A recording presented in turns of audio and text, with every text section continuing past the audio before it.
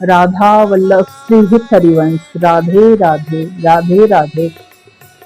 आज हम हमारे इस सीरीज के दौरान फिर से संत जीवन के बारे में बात करेंगे, संत चरित्र के बारे में बात करेंगे।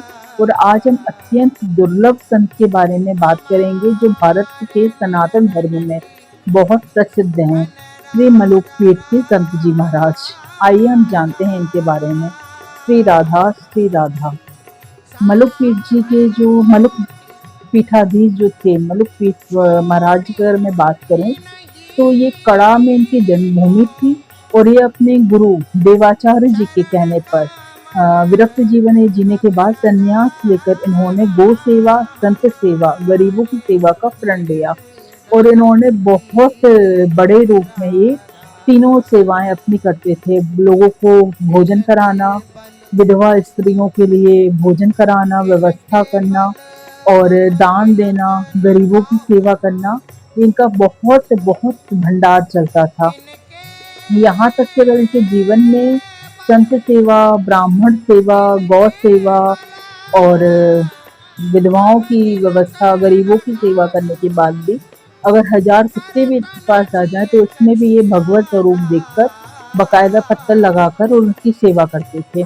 कई बार इनसे गांव के लोगों ने पूछा कि आप मतलब इतनी सारी चीजें कैसे चीजें चल पाती हैं, तो उनका कहना सिर्फ यही था कि मेरा टेका है राम नाम लेने का, तो मैं राम नाम लेता हूँ, बाकी राम जाने।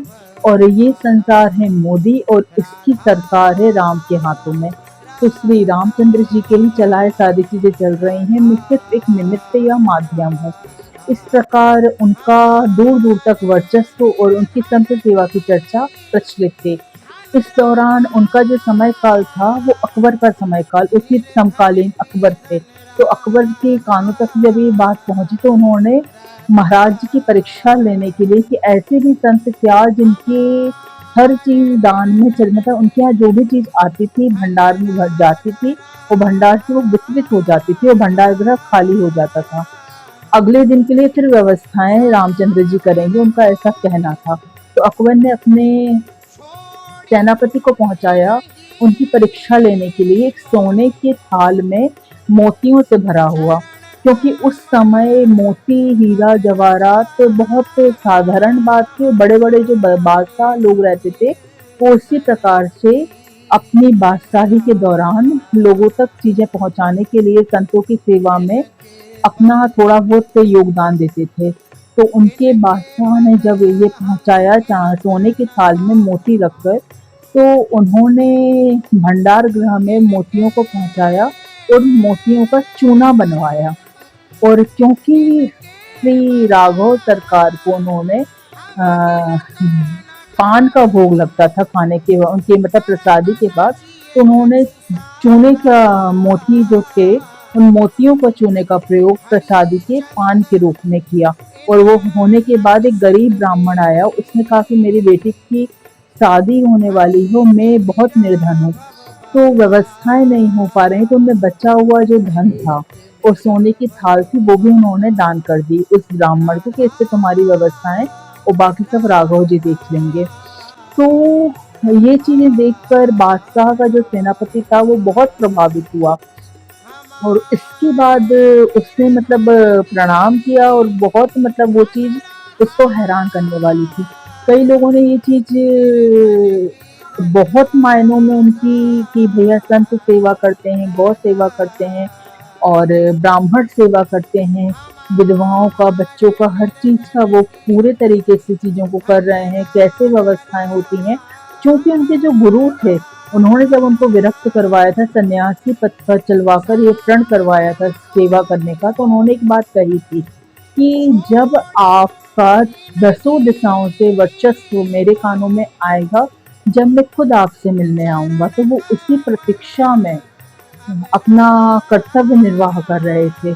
और जैसे ही उन्होंने ये चीज उनके गुरु के कानों में पहुंची, तो उनके गुरु 700 लोगों की जमात मतलब ब्राह्मण लोगों को साथ में लेकर वो स्वयं उनसे मिलने के लिए गए और उन्होंने खिचड़ी की व्यवस्था करवाई गुरुजनों के लिए। ऐसी वैसी खिचड़ी नहीं होती थी पहले समय में, जो सरकार को भोग लगता था, श्री राजा राम सरकार को जो भोग लगता था, वो खिचड़ी ऐसी थी कि उसके सामने आपके 56 भोग भी आज के टाइम में फेल हो जाएँ।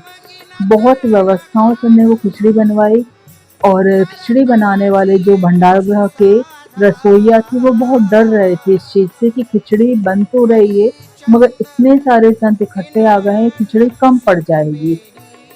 क्योंकि उनको भरोसा था मलुकदास जी महाराज जी को कि सब सरकार संभाल लेंगे, तो उन्होंने बकायदा सारे ब्राह्मण लोगों को व्यवस्था करवा के, पत्तल लगवा के खूब भरपेट खिलाया, पिलाया, सारी व्यवस्थाएं करवाई, और उसके बाद जितना बची प्रसादी थी उसमें गांव के लोगों को जिमाया।